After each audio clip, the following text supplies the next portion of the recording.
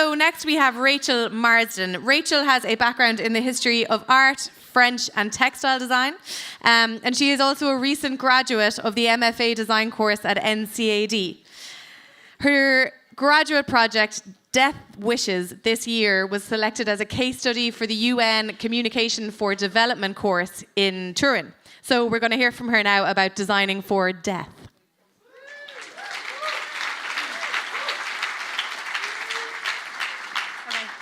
Hi. So I spent the final year of my master's literally contemplating death and thinking about how it could potentially use a redesign. So this evening I'm going to talk about my major project, which is called Death Wishes. So Death Wishes is a service which aims to normalize the conversation around death, making that discussion part of everyday life rather than something we just sort of associate with funerals and hospitals.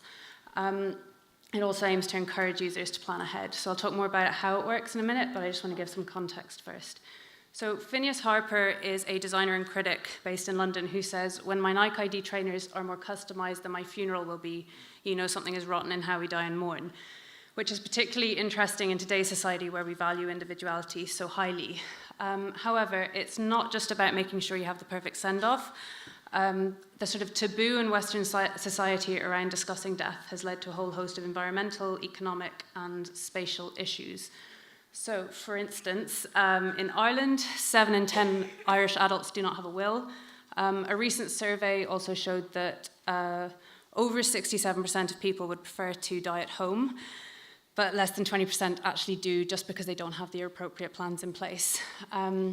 We're also running out of space to bury our dead. So in London, it's estimated that within 20 years' time, all of the cemeteries will be full. This, of course, raises the price of burial plots and contributes to funeral poverty, which is a kind of issue here in Ireland as well. And then there's the environmental impact to consider. So every single cremation uses the equivalent of a month's domestic energy use. The alternative of burial isn't a huge amount better. So embalmed bodies leach formaldehyde into the soil. So I suppose it's just one of these things of if we really want our last act on Earth to be something that damages it further. I did promise not to depress everybody this evening, so I wanted to kind of talk about some more like innovative and positive projects as well. So if you live in New Zealand, you can join a DIY coffin club where you can build and paint your own coffin while sort of contemplating mortality side by side with others. I personally went to Death Cafe a few times here in Dublin. So that is a global movement where people come together in cities to eat cake, drink tea, and discuss death. So I suppose while I was doing my research, I had a few kind of key questions in mind. So how much do other people know about death? Is it something they're discussing? And kind of crucially, are they actually planning ahead? So in order to sort of explore those questions, I hosted kind of co-creation style sessions. For these, there were some simple, very crude tools, like timelines to get people to indicate the age at which they predict starting a funeral fund, if at all, counters to explore how we might want to commemorate loved ones, and then also this set of cards. So these very shit illustrations show options of things like burial at sea, donation to science, cremation, and then on the reverse-hand side, key information about those options, so the environmental impact, the cost, and the locations at which those are available. So those were supposed to just be a conversation prompt, but they actually became quite popular with participants asking if they could take them away. There was one lady, when I contacted her at a later date, she'd used them with her book club, with work, and then eventually sent them to a friend of hers in America. So for me, that really felt worth designing around. So a series of different iterations followed, and those cards expanded to cover not just what should happen to your body, but also other themes like writing a will, organ donation, and then lighter things like writing a bucket list.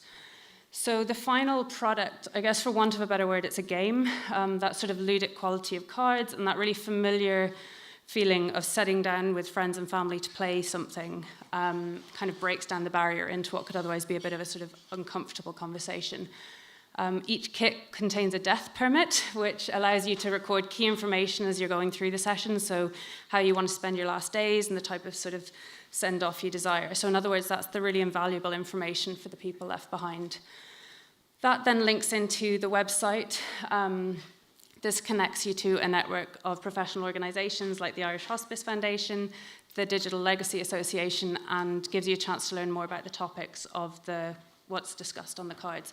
So I was lucky enough to get to bring this to Turin, to the United Nations Trading Centre. It was used as a case study for their Communication for Development course. So that was an amazing opportunity, but also gave me the chance to see how this project sat in a range of very diverse cultural contexts.